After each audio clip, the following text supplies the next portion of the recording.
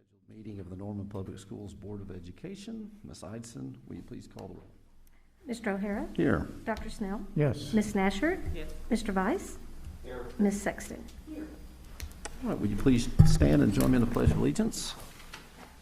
I pledge allegiance to the flag of the United States of America and to the republic for which it stands, one nation under God, indivisible, with liberty and justice for all.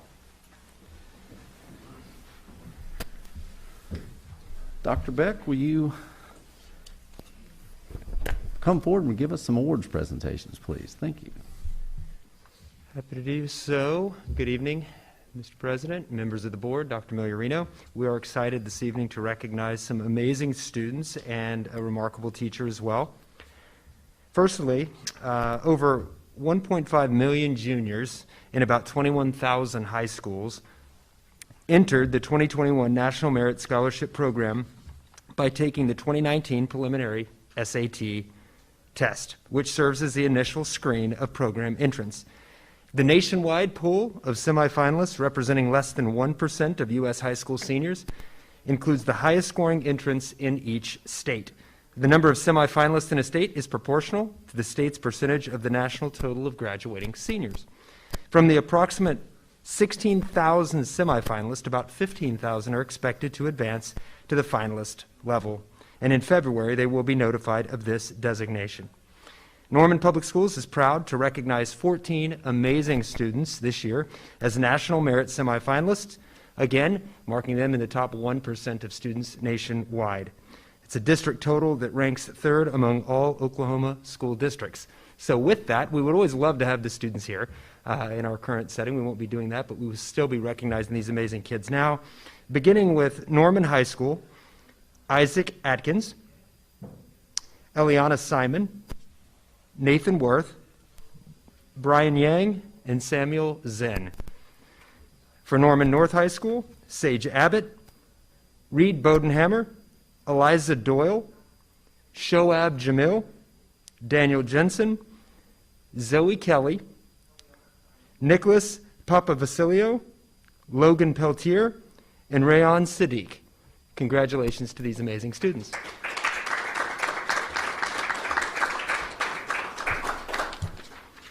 And Scott, on that, although they're not here and their parents are not here, I think we need to acknowledge these students and their families for all that.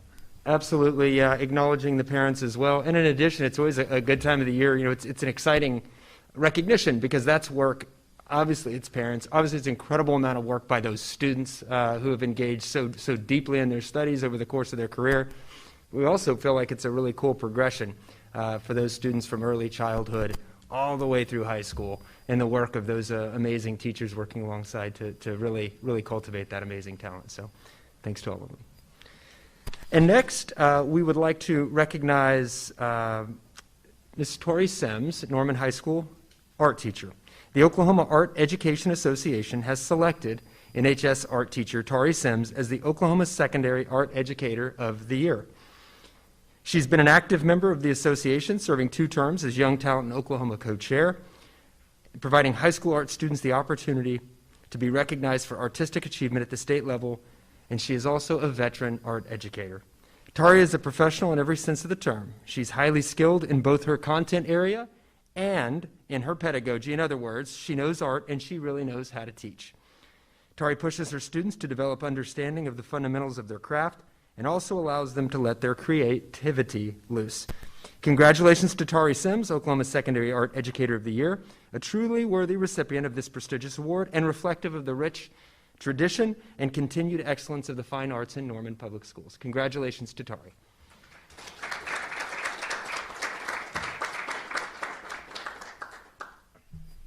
Thank you, Dr. Beck. Next item on the agenda is public communication. We welcome public comments. However, it is necessary to limit public comment to 3 minutes per person. You'll be given a 1-minute warning prior to the end of the 3-minute period. Board members cannot respond to questions or comments during public communication. Scott Christian.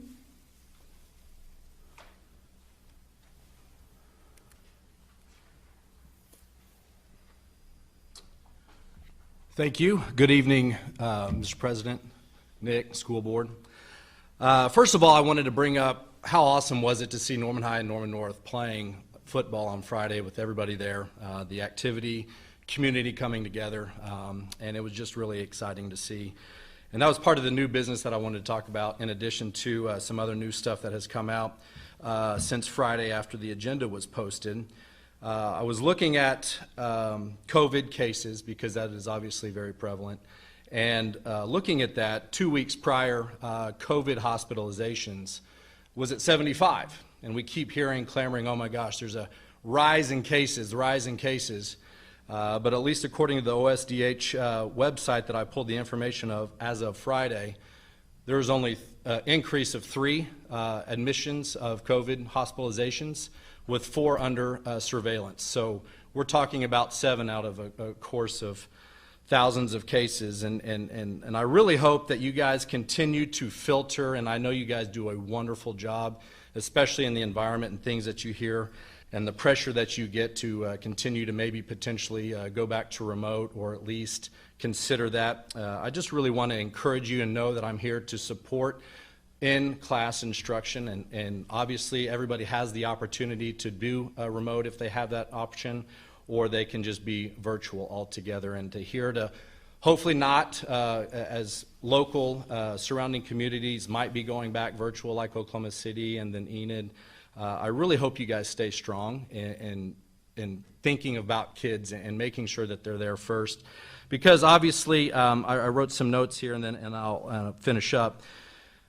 That missing months of school lowers a child's chances of graduating from high school.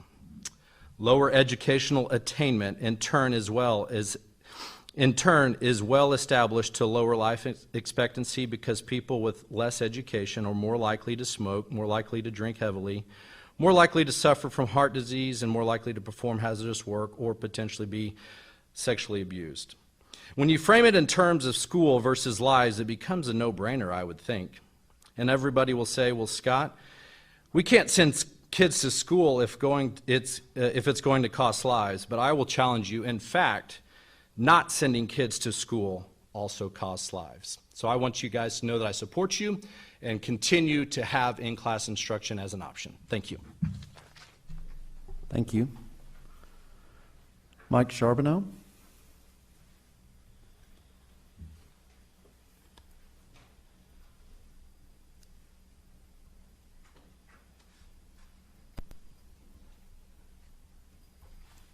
Hi, thanks for having me, allowing me the opportunity to speak. I'm going to leave my mask on just because that's, I'm going to do that. But I am communicating to you tonight as the parent of a Norman High School student, a spouse of a Norman Public School teacher, and a resident of Norman. I am also an advocate of keeping the schools open, and I appreciate it so much that we've been open for 6 to 8 weeks now. I just wanted to also mention, please let the students and parents that choose traditional remain traditional. For those that have elected to receive virtual education, please allow them to continue with their elected format. Punishing the students and the students' families that have chosen the traditional format, I feel, is in direct opposition to providing alternatives. I estimate that Norman Public Schools has only been delivering traditional format for 6 to 8 weeks. If questions arise out of fear, I recommend evaluating the data from your infection control program like we do in healthcare, because that's exactly what I do. If you find weaknesses, address the weaknesses. And communicate your findings to your stakeholders, and that's us. It should not mean we shut it all down out of fear. This will only be more punitive to those that struggle with the isolation. Again, I feel that punishing the students and the students' families that have chosen the traditional format is in direct opposition to providing alternatives. I have personally volunteered at the Norman High School Safety Council, and I have witnessed how each student discussed their experience with virtual versus traditional formats. There was about half a dozen to 10 students there that were representative of the high school. The students that were present on November 5th, 2020 were unanimously for traditional format. And that was even with safety precautions that they had to go through. Punishing the students and the students' families that have chosen the traditional format is in direct opposition to providing alternatives. I can't stress that enough to you. My wife chooses each day to work for Norman Public Schools as she has done for over 20 years. She is not here advocating for school closures or maltreatment. She dedicates each and every day to the education of the students at Norman Public Schools, and I couldn't love her more for it. Thank you for your attention. Thank you. Casey Vineyard.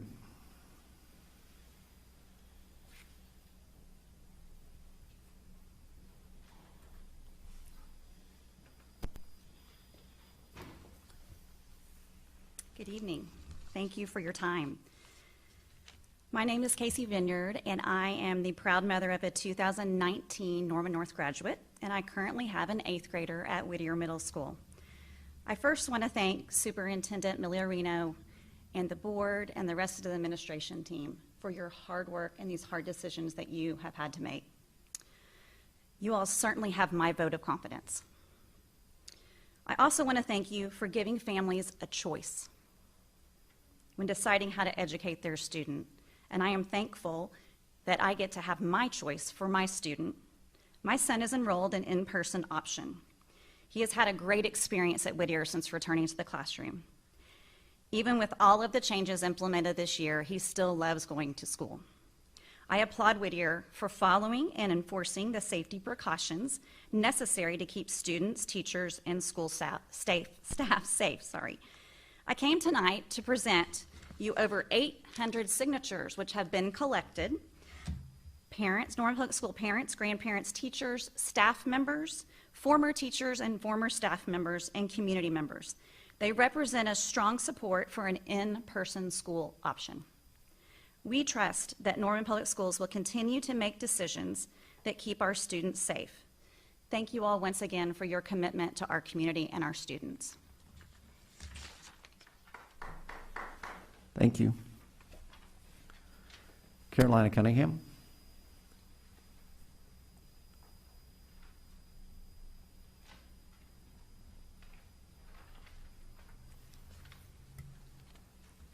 Good evening. I'm Carolina Cunningham. I'm the parent of 1 Alcott student and 2 Monroe students. I wanted to speak today in support of Norman Public Schools and their decision to offer in-person school as an option. I'm well aware of the dangers and risks associated with COVID-19. My husband, Rob, is an ER physician at Integris Baptist Medical Center, works here at the Norman Regional ER, the Mercy Ada ER, and the Integris Portland Hospital, which many of you may know as Deaconess, or AKA the State COVID Hospital. We take this virus very seriously and have been lucky enough to have avoided making its way into our household so far with our best practices. I appreciate NPS following the COVID-19 alert system, which was developed by the Oklahoma State Department of Health, and sticking with it. Since our return to in-person learning, I've worked an average of 3 days a week as a classroom coverage volunteer and office coverage volunteer at Monroe. And while I can't speak for the other campuses' mitigation efforts, I can with full confidence tell you that my 2 daughters are safer in that school building than they are in many others in this, countless other buildings in this city. I've watched many families navigate the downfall of their kids being out of school this spring for so long. I've witnessed kids panic when they find out they have to be quarantined, or when we moved virtually early this fall because home isn't a safe place for them, or they aren't sure where their breakfast or lunch are coming from. I'm not here to argue that no matter what, schools should be open. There is certainly a threshold and a criteria that, if met, that may need to take place. I'm here to plead with Norman residents, Cleveland County residents, and Oklahoma residents to check our priorities. Why are schools the first thing that is discussed when shutdowns are looming? Why is it okay that bars on Campus Corner are packed shoulder to shoulder? I can drag all 3 of my kids through Target and Walmart. I can eat out at restaurants. I can attend skate park ribbon cuttings, election parties, veterans parades, and many other things, but we're campaigning for school closures. Why are NPS students being used as pawns? And why are we putting their futures on the line? I know you as a school board have no decision-making powers outside of NPS, but I hope all of us can look at what we are okay with remaining open when our kids are sent home from school. Why are we holding them accountable for the actions of others? Is watching the game at the porch with our friends, having a beer at Logie's, going to basketball tournaments, or attending our political candidates' election rallies more important than the children of Norman's future? Before we send our kids home again, can we look around and ask ourselves, why are so many other non-essential activities, events, and other locations allowed to operate? Thanks. Thank you. Cynthia Rogers.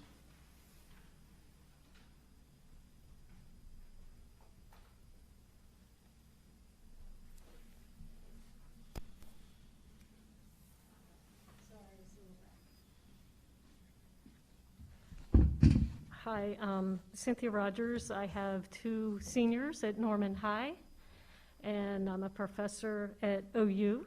So I'm getting to experience teaching online to my 250-person student class, and then I also teach in person to a smaller class of seniors.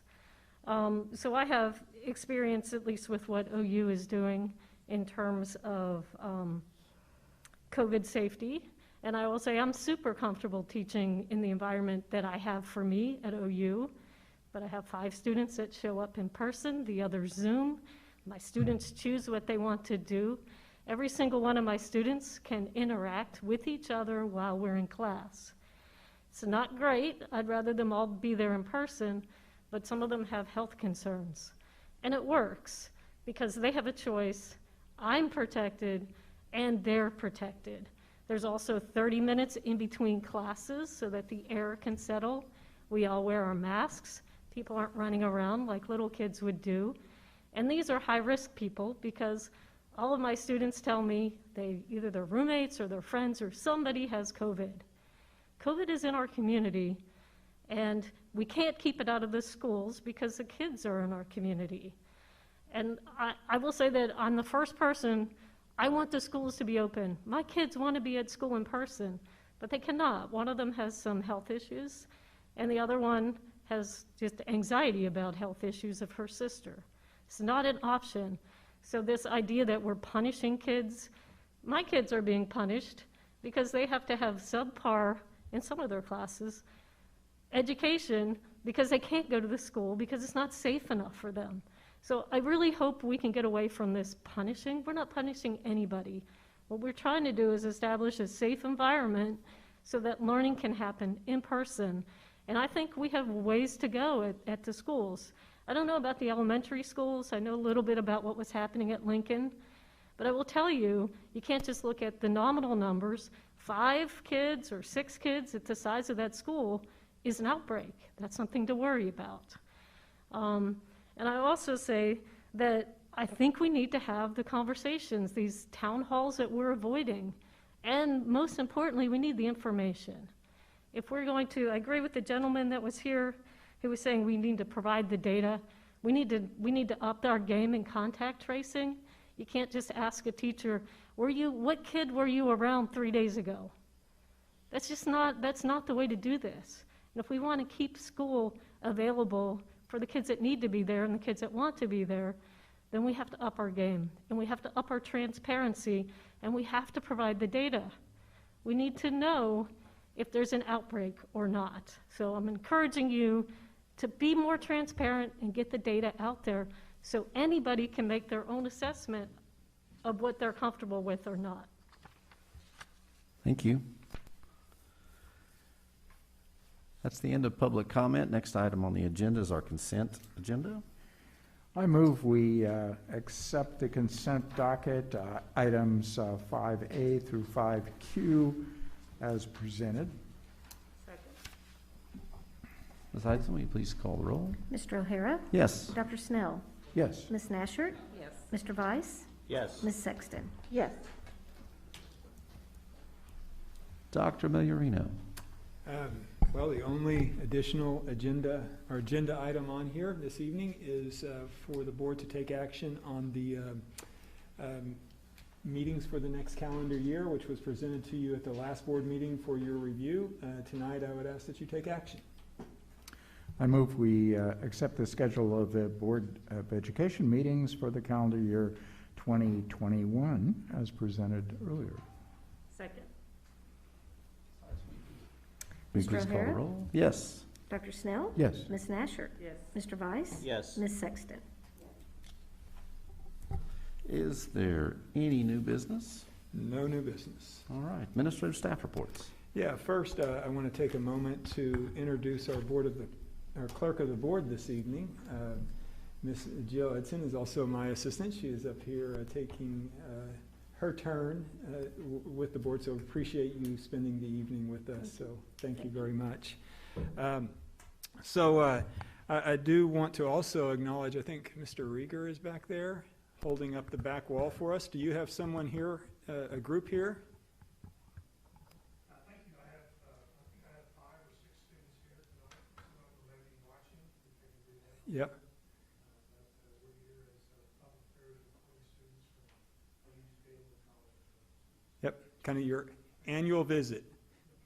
Thank you, sir, and welcome. So raise your hand if you're one of the students. I'd just love to see. Welcome, welcome. And we have an extra visitor here in the corner. All right, is she taking notes? All right, very good, very good. So I do want to address a few items, many of which, all of which were the first thing was the topic of all the public comment this evening, and that has to do with our COVID cases and what's going on in our schools. And first of all, I want to be incredibly clear and transparent that we are doing our best in every area we possibly can when it comes to communicating all the information we have. And I completely understand there is so much information that needs to be communicated and is getting put out, that in itself can be overwhelming. And the ability to try to digest that is truly a challenge, and I get it. For those of you online, everybody else out there, we are trying to put everything we possibly can on our website. But as always, if you have any questions, first line of contact would be your site administrator, and then obviously reach out to us, and we'll try to get the answers you're looking for as quickly as possible with that. But, as we continue to monitor the state, the local, and including our district data, I want you to know that we are making decisions on in-person education, as the board voted on in September, on a site-by-site basis. And I think that's not more, or couldn't be more apparent than today. Today we made the decision to suspend in-person instruction at Truman Primary. And that was because of not necessarily the COVID cases in the school, is looking at the entire school and the number of people that would be out of the school this week due to whether it's close contact or just other illness. We weren't able to facilitate a safe environment. So for the rest of this week, we will, Truman Primary will be going into a remote learning situation. And that's the point I want to try to make, is that we are not going to make wholesale decisions, just blanket decisions. We're looking at the data and trying to make the best decision we possibly can, working with the site administration for each individual school site. If you do want to see our data, each week we verify that and put that out on Monday. It is on our website. The most up-to-date data for the last week is available today to look at, and we will continue to do that, once again, in the vein of transparency and letting people know where we are in our schools so they can make choices that are right for their family. So we'll continue to closely monitor the cases, work with our site administration and teachers to provide the best possible environment we can for our students. Next, I want to kind of touch a little bit on the ice storm of 2020 that came in October, which is crazy, but it is what it is. As everybody knows, we had to miss quite a bit of school for that, and there were many reasons behind school being closed. But what I want to take a moment to address is how are we going to make that up, because we did not have the inclement weather days, that many inclement weather days built into our calendar. So in a message I shared with the entire district, we will be looking at making those up, first of all, after we come back from winter break, because winter is still young. We don't know what else is going to happen. We don't want to make decisions too soon and then not build in enough days. Our first priority will be to build in instructional days, but as our calendar is set up and we have the ability to do, we can also add minutes to the day or pull back minutes of instructional time. But we all know adding days is the most important piece.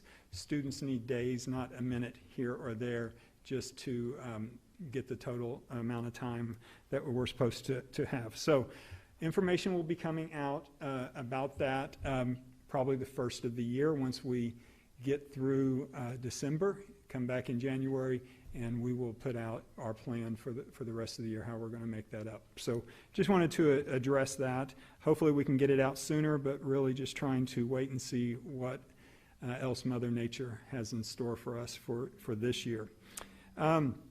Next, I want to give a shout out to Stephanie Williams, sitting right over here.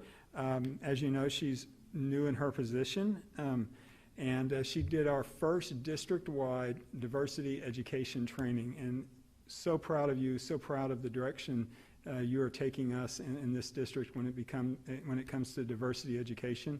All of us sitting here attended that. Every administrator in the district attended the first ever diversity training, and truly believe we're headed in the right direction. And thanks to you for leading that. Really appreciate it. Really great job. The other thing is a little bit of a celebration as well. All of our new site teachers of the year have been named, and if you want, I know we've publicized that list, but just congratulations to all of those incredible educators who have been recognized by their peers at their sites for being Site Teacher of the Year. Very, very excited to get to meet and work with all of you as the year progresses, and hopefully at some point in time we can have a celebration for our Teacher of the Year celebration. So we're working hard on that. And then I do want to acknowledge the Crosstown game. I'm not going to call it the true Crosstown Clash because it was a playoff game. Incredible game. Clay Horning put in the paper, I believe, that it was the best ever.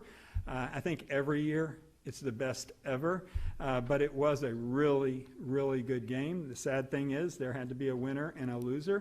Norman North did prevail, but it was a very close game down to the end.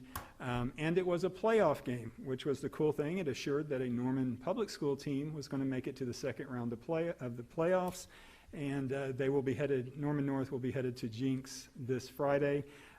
Also excited that it'll be live streamed, so those who can't make the game can either listen to it on the radio or watch it on live stream. So that's pretty cool stuff. Also, Native American History Month, we're in that right now. Want to acknowledge Lucy Ann and all the work she is doing in that program. She has really cultivated over the past many years. Just want to acknowledge them and say that more is to come. There's some videos and different things we'll be putting out in the very near future, but just wanted to acknowledge that it is Native American Heritage Month. And we have many students, Native American students in our district, and it's time to celebrate their heritage. And finally, next week we will be observing Thanksgiving for an entire week. I think it's a great time not only to give thanks, but to take a breather and get some rest. And that would be my message for everyone, is take some time, enjoy your family, rest, social distance, wear your mask wherever you are, and be safe. So with that, that's my report. Thank you, Nick. Any Board of Education reports? Since I can't see your face, I'll take that as a no. Is there a motion to go into executive session? Yes, I move we go into executive session pursuant to Executive Session Authority 25 Oklahoma Statutes 307B1 and 7 to discuss the evaluation of the superintendent. Second. Ms. Hudson? Mr. O'Hara? Yes. Dr. Snell? Yes. Ms. Nasher? Yes. Mr. Weiss? Yes. Ms. Sexton? Yes. Andean students, make yourself at home or